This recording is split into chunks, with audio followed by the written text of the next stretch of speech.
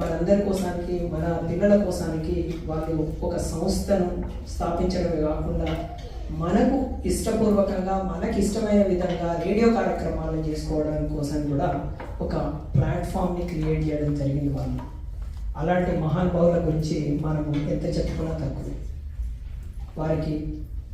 వారి ఆత్మకు మరొకసారి శాంతి చేకూరాలని, అంతేకాకుండా తెలుగు లహరి తరఫున వారి కుటుంబ సభ్యులకు మన ప్రగాఢ సానుభూతి తెలియజేస్తున్నాం. నమస్కారం.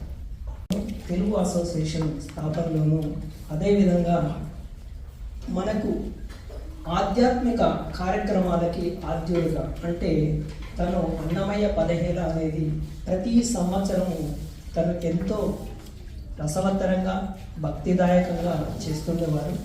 అలాంటి జోగారావు గారు మన మధ్యన లేకపోవడం చాలా విచారకరం.